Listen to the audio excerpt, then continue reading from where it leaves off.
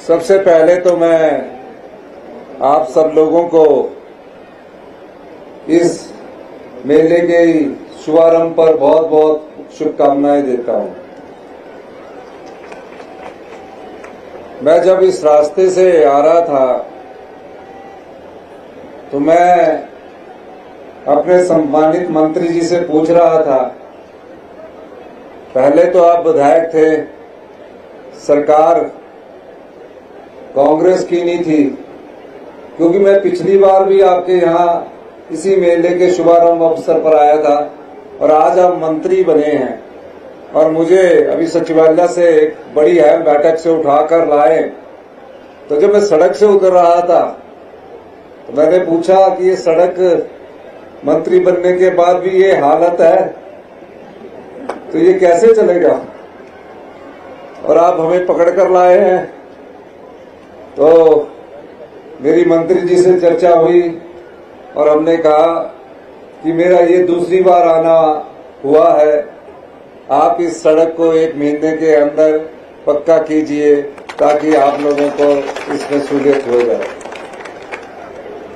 जब मंत्रिमंडल का गठन हो रहा था तो शिमला जिला से मंत्रिमंडल में काफी विधायक दौड़ में थे। कांगड़ा से 10 विधायक जीते, शिमला से 7 विधायक जीते, और मंत्रिपरिषद में जगह कैसे मिले, मंत्रिपरिषद में कैसे स्थान प्राप्त करना है। तो जो सबसे पहले किसी के बारे में चर्चा हो रही थी तो वो अनिरुद्ध सिंह जी थे कि अनिरुद्ध सिंह जी के पास अनुभव है, पंचायती राज के संस्थाओं से निकले हैं, पंचायत की कार्यप्रणाली को जानते हैं। क्योंकि हमारे पास जो और मंत्रिमंडल के सदस्य थे मेरे अलावा, क्योंकि मैं भी काउंसलर रहा हूं, दूसरा किसी का स्थान था तो अनिरुद्ध सिंह जी का था कि अनिरुद्ध सिंह जी को मंत्री बनाना पड़ेगा, अगर पंचायती राज में बदलाव करना पड़ेगा। अब समस्या ये आई कि ढली से शुरू होते हैं मंत्री आपके, फिर जुब्बल कोटखाई, रोडू, हमारे शिमला ग्रामीण, सब जगह हमने शिमला जिला में मंत्रिपरिषद को उचित स्थान दिया। और सबसे महत्वपूर्ण, अगर विभाग किसी के पास है जो समाज के अंतिम व्यक्ति तक पहुंचने का कार्य कर सकता है, गरीब आदमी की आवाज बन सकता है और सबसे ताकतवर मंत्री हो सकता है, वो आपके बैठे हुए 75 साल में पहले वाले मंत्री अनिरुद्ध सिंह जी है। काम चल रहा है, परिस्थितियों और हालात को देखकर हम फैसले कर रहे हैं। हमारा प्रयास है कि हमारी सरकार गरीब की आवाज बने, गरीब की पीड़ा को समझे और गांव के विकास में महत्वपूर्ण योगदान हमारी सरकार का रहे। इस दिशा में हमने कदम बढ़ाए हैं। आने वाले समय में आप वो देखेंगे कि हम आपके लिए एक ऐसी योजना लेकर आ रहे हैं जो आपके घर की आर्थिक स्थिति को मजबूत करेगी। हम ग्रामीण अर्थव्यवस्था को मजबूत करने के लिए गांव के लोगों के हाथ में पैसा कैसे आए, उस दृष्टि से हमारी सरकार काम कर रही है। अभी धरातल में आने में उसमें कुछ समय लगेगा, लेकिन मैं आपको ये बताना चाहता हूं कि हमारी सरकार आप लोगों से, जो पशुपालक है और 90% हिमाचल की जनता गांव में रहती है, उनसे हम 10 किलो दूध की गारंटी की हमने योजना बताई है कि हम आपसे 10 किलो दूध प्रति परिवार लेंगे। और गाय का दूध आप आने वाले 1-2 साल में देखेंगे 80 रुपए प्रति किलो के हिसाब से लिया जाएगा और भैंस का दूध 100 रुपए किलो के हिसाब से लिया जाएगा। लेकिन अभी उस योजना का अमली जामा पहनाया जा रहा है, कहां से दूध इकट्ठा करना है, कहां उसको बनाना है, पहले उस इंफ्रास्ट्रक्चर को हम विकसित कर रहे हैं, उसके बाद इस योजना को लागू करेंगे। मैं एक और बात आपको कहना चाहता हूं, अभी हमारी सरकार को 5 महीने हुए हैं जिस प्रकार पिछली भारतीय जनता पार्टी की सरकार ने इस प्रदेश को जो आर्थिक बदहाली की दिशा में धकेला है, उससे उभरने में हमें अभी समय लगेगा। आपको मैं ये बताना चाहता हूं कि आप पर जितने भी मेरी आवाज सुन रहे हैं, उन प्रत्येक व्यक्ति पर, परिवार के प्रत्येक व्यक्ति पर 92,840 रुपए का कर्जा चढ़ा हुआ है। 92,840 रुपए का कर्जा चढ़ा हुआ है। 75,000 करोड़ रुपए का कर्जा इस सरकार पर चढ़ा हुआ है। आए दिन हमें अब बड़ी कड़ी मेहनत के बाद अपने राज्य को चलाने के लिए धन का प्रावधान करना पड़ता है, लेकिन हम इनसे पीछे हटने वाले नहीं हैं। हम रात के 12-12 बजे तक, 11-11 बजे तक जो व्यवस्था पिछले 40 साल में बिगड़ी है, उसको सुधारने की कोशिश हम कर रहे हैं।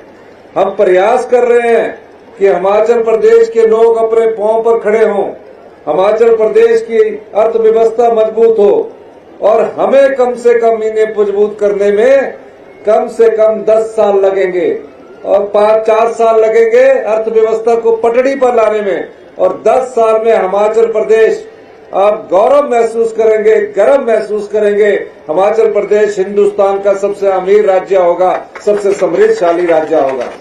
हमारी सरकार इस दिशा में नियम बना रही है, कड़े कानून बना रही है। आप देख रहे होंगे कैबिनेट में आए दिन हम कहीं ना कहीं पुराने कानूनों को बदलकर नए कानूनी व्यवस्था की ओर जा रहे हैं, लेकिन इसका मतलब ये नहीं है कि हम विकास को रोकेंगे। किसी प्रकार के विकास को नहीं रोकेंगे। अपने आय के साधन बढ़ाने के लिए हम अपने प्रयोग को और अपने आय को कैसे बढ़ाना है, उस दृष्टि से हमारी सरकार कार्य कर रही है। अभी एक और योजना लेके आ रहे हैं। शिक्षा के क्षेत्र में कोई अगर बच्चा पढ़ाई से महरूम ना रह जाए, कहीं गरीबी और आर्थिक बदहाली के दौर पे वो बच्चा उच्च शिक्षा से महरूम ना रह जाए, हमारी सरकार आने वाले 2 दिनों में जो कैबिनेट होने जा रही है, जिस परिवार की आय 3 लाख रुपए से कम होगी और वो कोई बच्चा जो +2 के बाद मेडिकल कॉलेज में जाता है, इंजीनियरिंग कॉलेज में जाता है या आगे पढ़ना चाहता है, उसको 1% ब्याज की दर से उसकी पूरी फीस का खर्चा भी देगी, उसके हॉस्टल का खर्चा भी देगी और उसको पढ़ाई के लिए प्रेरित भी करेगी। इस प्रकार की योजनाएं हम गांव के ग्रामीण बच्चों को जो गरीबी रेखा के नीचे रहते हैं, उनके लिए लेकर आ रहे हैं। हिमाचल प्रदेश हिंदुस्तान का पहला ऐसा प्रदेश बना जहां 6,000 बच्चे अनाथ, जिनके नहीं माता है ना पिता है, पर वो आगे बढ़ना चाहते हैं। आप बताइए, जो अपनी माता को खो देता है, अपने पिता को खो देता है, उस बच्चे की भावना क्या होगी। हमने उनके लिए एक योजना लाई है और हिमाचल प्रदेश सुख आश्रय कोष बनाया। अगर वो बच्चा +2 करने के बाद मेडिकल कॉलेज में चला जाता है और मेडिकल कॉलेज की फीस अगर 1 लाख रुपया भी है, जिस बच्चे की माता नहीं है, पिता नहीं है, उस बच्चे की 1 लाख फीस भी हिमाचल प्रदेश सरकार की कानून के माध्यम से उस बच्चे को अधिकार के रूप में दी गई है।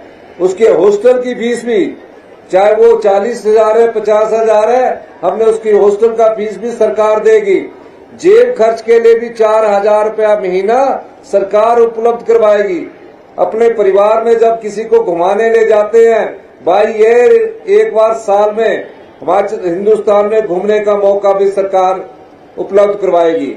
हमारा प्रयास है समाज का जो वर्ग सरकारी उन्नति से पिछड़ गया है कि उसको आगे लाने का हम प्रयास कर रहे हैं। पिछले कल ही हम जेल के कैदियों के पास गए, हमने कहा इन्होंने अपराध किया है, लेकिन इनको इनको भी सुविधा मिलनी चाहिए, और स्वास्थ्य सुविधा के तहत हमने हिम केयर कार्ड की योजना वहां शुरू की है।